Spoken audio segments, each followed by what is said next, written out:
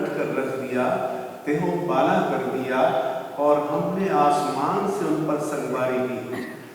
تو جن کو اللہ عز و جل نے درس عبرت بنا دیا، آج بھی ان کی صدوم کی بستی جو ہے وہ اس کائنات میں، اس دنیا میں عبرت کا سامان موجود ہے۔ تو پھر وہ کس طرح اپنے آپ کو مسلمان کہتے ہیں کہ جو اس طرح کے نظریات کا اظہار کرتے ہیں؟ تو یہ انتہائی افسوس کی بات ہے۔ حالانکہ یہ تو کھلا معاشرہ ہے اور یہاں ہر ایک کو اپنی بات کہنے کا حق ہے، اور ہماری بھی جب ان سے مکالمہ ہوتا ہے، ابھی چند دن پہلے میرے پاس رچرڈ اولسن جو امریکن انویسٹر ہیں اسلام آباد میں، اور مائیکل گڈمن جو ہمارے کراچی کے کونسل جنرل ہیں، انہوں نے آپ سے میٹنگ کرنا چاہتے ہیں۔ ہم نے میٹنگ کی، ہم نے اپنا موقف بیان کیا، اپنی بات کی۔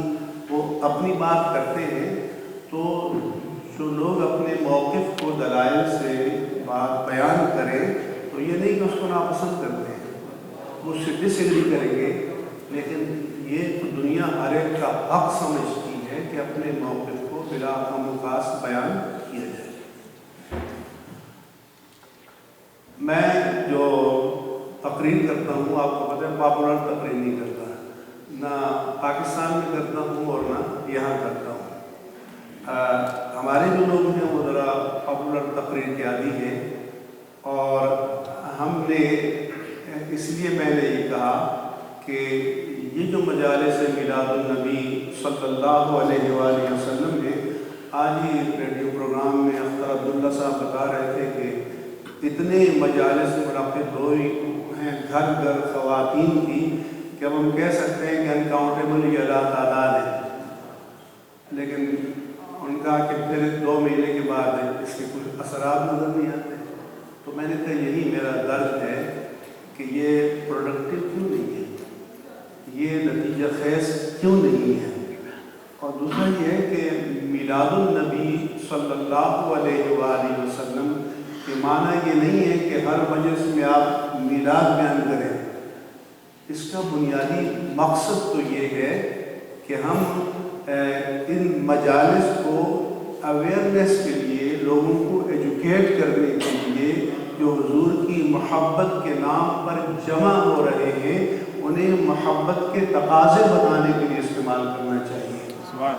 اور میں اس پورے امریکہ میں جو میں جہاں جہاں جاتا ہوں، مجھے افسوس ہے کہ جو اوورسیز علماء آتے ہیں وہ بھی یہ نہیں کرتے۔ اچھا آپ کیوں نہیں کرتے؟ اب مسئلہ مارکیٹنگ ہے۔ اب ظاہر مارکیٹ میں جو مال بیچے گا تو اگلا بیچے گا، اور اگر آپ کا من پسند مال نہیں بیچے گا تو آپ دوبارہ اس کو بنائیں گے نہیں۔ تو اس لیے میں علماء سے کہتا ہوں کہ اب اپنی ذمہ داریوں کو محسوس کرو، تو کچھ کام اللہ اور اس کے رسول کی رضا کے لیے بھی کرو۔ یہ راضی ہو یا ناراض ہو، اگر اللہ اور اس کے رسول راضی ہو جائیں تو ان کا بھی بھلا ہے اور ہمارا بھی بھلا ہے۔ تو اس لیے ہم نے جو ان مجالس کو اسپرچول انٹرٹینمنٹ کا ذریعہ بنا دیا ہے۔ اب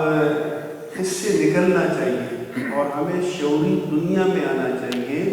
اور ہمیں لوگوں میں دین کے بارے میں آگاہی پیدا کرنا چاہیے۔ اب مجھے بتائیں کہ ہماری 150 مجالس کو فرض کرو اس ہیوسٹن سٹی میں، تو اگر ان کو اویئرنیس کے لیے استعمال کیا جائے، دین کے بارے میں آگاہی کے لیے استعمال کیا جائے، تو کتنا بڑا انسٹرومنٹ ہے اور کتنا بڑا ذریعہ ہے اور کتنا بڑا فورم ہے کہ آپ کی ایکسیس ہو رہا ہے، گھر گھر ہو رہا ہے، خواتین تک ہو رہا ہے۔ اس لیے میں علماء کرام سے گزارش کرتا ہوں، وہاں پاکستان میں بھی اور یہاں پر بھی، کہ اب اویئرنیس کے لیے استعمال کرو۔ اس کلچر کا جو اسپریچول انٹرٹینمنٹ کا ہے، اس کا اصل یہ ہوا کہ میں دیکھتا ہوں کہ اب ناخواں بنائے جا رہے ہیں، اور پھر وہ کہتے ہیں جھوم کے بولو، لہرا کے بولو، ہاتھ اٹھا کے بولو، آپ بھی خوش ہوتے ہیں، آپ بھی لوٹ پھینکتے ہیں۔ اور یہ میں کہتا ہوں کہ ہمارے لوگوں کو کیا ہو گیا کہ ایک जो चंद लोगों का गला अच्छा है तो उन पर नोट फेंक दो और वो मोहब्बत रसूल के उन्वान पर। तो फिर आप कभी सोचते हैं कि वो उलमा जो सारा साल हदीस मुस्तफ़ा पढ़ा रहे हैं, जो सारा साल कलाम रब्बानी और तफसीर पढ़ा रहे हैं, तो मोहब्बत मुस्तफ़ा में तो आपको उन्हें याद करना चाहिए, मोहब्बत रसूल में तो आपको उनको सुनना और पढ़ना चाहिए और उनकी फिक्र करना चाहिए कि वो क्या कर रहे हैं। लेकिन हमें दीन की प्रायोरिटीज़ का पता नहीं है। हम आज तक फैसला नहीं कर सके कि हमारी तरजीहात क्या होना चाहिए। हम ये फैसला नहीं कर सके कि मोहब्बत इलाही और मोहब्बत रसूल में अगर हमने $100 देने हैं तो इसकी इन्वेस्टमेंट कहाँ की जाए, इसकी इन्वेस्टमेंट कैसे की जाए। तो दुनिया के लिए इन्वेस्टमेंट करते हैं तो हमारा दिमाग काम करता है, हम एक मरतबा सोचते हैं कि इसका रिटर्न ज़्यादा कहाँ मिलेगा, और हम माहिरीन से पूछते हैं। तो अल्लाह के बंदो, क्या दीन की कीमत आपके नज़दीक दुनिया के बराबर नहीं है? दुनिया का मकान आप बनाएं तो 101 माहिरीन से पूछें, तो जन्नत में महल बनाने जाए तो किसी से न पूछें। तो इसलिए हमारे ख़ास तौर पर अहले सुन्नत व जमात को मैं बार बार मुतवज्जह करता हूँ, और इसलिए कि आप पर हुज्जत तमाम हो जाए। कल आप ये न कहें कि कोई बताने वाला नहीं था, और कल आप ये न कहें कि कोई रास्ता सुझाने वाला नहीं था। तो इसलिए हमारा काम है कि आपको इस बारे में आपकी जिम्मेदारियों से आगाह करें, और एक मुसलमान की हैसियत से मैं वहाँ भी पाकिस्तान में जाता हूँ कि वो के पास भी बुलाते हैं तो मैं उनसे कहता हूँ कि मेरी तकरीर आपके खिलाफ होगी, हौसला है तो बुला लो, नहीं है तो फिर बाद में पछताना न पड़े। हमने पीरी मुरीदी का क्या कर दिया कि हमारे हजरत के शहजादे हैं, हमारे हजरत के साहबजादे हैं, बस इतना काफ़ी है। तो फिर आप इस दुनिया में ये कर लें कि जज का बेटा जज है, डॉक्टर का बेटा डॉक्टर है, इंजीनियर का बेटा इंजीनियर है, प्रेसिडेंट का बेटा प्रेसिडेंट है। ऐसा हो सकता है? बगैर किसी मेरिट के हो सकता है? बगैर किसी क्वालिफिकेशन के हो सकता है? तो पीर का बेटा बगैर क्वालिफिकेशन के हो जाएगा। तो इसलिए ये वजह, ये जो अब तालिबान और ये टेररिज्म क्यों सुनते हैं, इसके जिम्मेदार है सुन्नत है, इसके जिम्मेदार हम सब हैं। वी शुड ब्लेम आवरसेल्व्स कि वो मज़ारात जहाँ करोड़ों रुपए आते हैं, वो मज़ारात जहाँ दीनी मदारस होने चाहिए थे, वो मज़ारात जहाँ तरबियत के मराकज़ होने चाहिए थे, वहाँ आपको शाह महमूद मिलेंगे, यूसुफ रज़ा गिलानी मिलेंगे, मखदूम फैसल साले हयात मिलेंगे, पीर फगाड़ा मिलेंगे, कोई और शाह मिलेगा, कोई काज़मी मिलेगा, कोई गिलानी मिलेगा, कोई मिलेगा। कम से कम सूरत तो आप देख लें कि सूरत मुस्तफ़ा के मुताबिक है। तो मैं वहाँ उलमा से कहता हूँ कि आप आरास में जाते हैं, आप शान औलिया बयान करते हैं, आप अज़मत औलिया बयान करते हैं, आप मकाम औलिया बयान करते हैं, आप करामात औलिया बयान करते हैं। ये सब हक है और सच है, लेकिन लोगों को ये भी तो बताओ कि ये जो कुछ मैं बयान कर रहा हूँ ये उस बाबा की है जो कब्र में लेटा हुआ है, स्क्रीन शेयर सरकार की नहीं है, इस मूछ वाली सरकार की नहीं है। तो ताकि लोग फिर असल से करें, लेकिन हमने इस तरह का कल्चर बनाकर तो असल जो तसव्वुर था उसको बदल के रख दिया। तो मैं सबसे पहले तो आपको ये बताना चाहता हूँ कि अल्लाह अज़्ज़ा व जल्ला ने अपने प्यारे रसूल मुकर्रम सल्लल्लाहु अलैहि व आलिहि वसल्लम के मक़ासिद बेसत बयान फरमाए, और वो मक़ासिद बेसत कुरान मजीद में 4 मकामात पर बयान फरमाए। पहला मकाम सूरह बकरा आयत 129 कि जब हज़रत इब्राहीम اور حضرت اسماعیل علیہ السلام بیت اللہ کی تعمیر مکمل کرتے ہیں تو جب کوئی مزدوری کرتا ہے تو وہ اجرت کا متمنی ہوتا ہے. تو حضور کے یہ اجداد اعلیٰ حضرت ابراہیم علیہ السلام، حضرت اسماعیل علیہ السلام جب اللہ عز و جل کے حکم سے بیت اللہ کی تعمیر مکمل کرتے ہیں تو وہ رب کعبہ کی بارگاہ میں التجا کرتے ہیں کہ ربنا وبعث فیہم رسولا منہم، کہ اے اللہ تیرے حکم سے یہ تیرا گھر ہم نے بنا تو دیا لیکن اس کو آباد کرنے والا بھی بھیج دے. اے ہمارے پروردگار ان میں سے رسولاً، ہمارے یہاں تنوین جسے دو زبر کہتے ہیں یا دو پیش کہتے ہیں، اس کے معنی میں سے کہتے ہیں کہ تعظیم کے لیے آتی ہے رسولاً منہم، کہ اے ہمارے پروردگار تو اس بستی میں ایک عظیم رسول کو مبعوث فرما، اور اس کی کوالٹی کیا ہونی چاہیے، اس کا کام کیا ہونا چاہیے کہ یتلو علیہم آیاتک، جو ان پر تیری آیات کی تلاوت کرے، تیری آیات ان کو پڑھ کر سنائے، وَيُعَلِّمُهُ الْكِتَابَ وَالْحِكْمَةَ، اور انہیں کتاب کی اور حکمت کی تعلیم دے، وَيُزَكِّيهِمْ، اور ان کو پاک کرے. کچھ 4 چیزیں بیان کی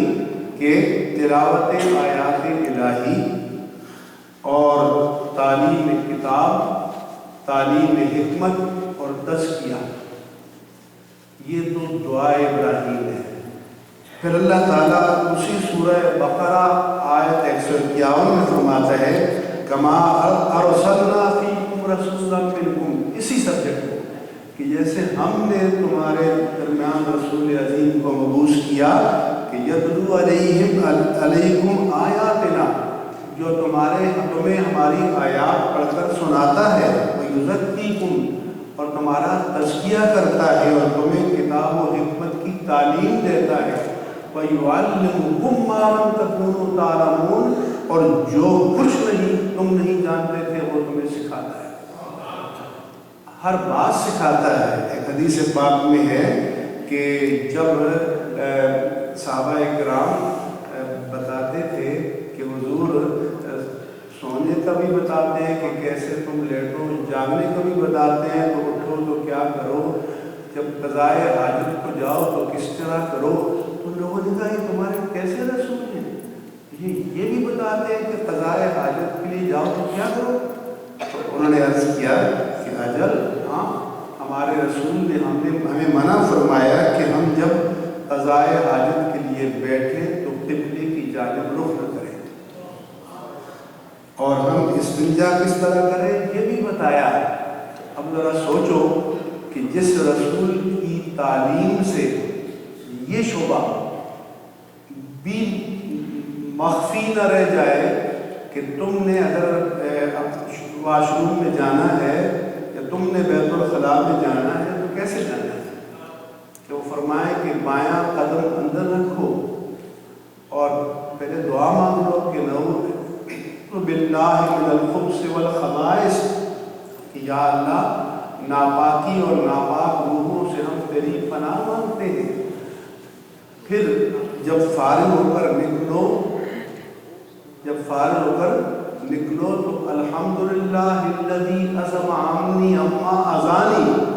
تو پھر اللہ کا شکر ادا کرو کہ یا اللہ تیرا کرم ہے کہ تو نے ہمارے وجود سے اس چیز کو نکال دیا کہ اگر وہ ہمارے وجود میں رہتی تو باعث اذیت بن جاتی. یہ دین ہے کہ انسان جو قضائے حاجت کرتا ہے تو یہ دین سکھاتا ہے کہ یہ بھی کتنی بڑی نعمت ہے. اور یہ کبھی اس سے پوچھو کہ جس کا پیشاب بند ہو گیا ایک پل چین سے گزرتا ہے، کبھی اس سے پوچھو کہ قضائے حاجت پر قدرت اس کو نہ رہے، تو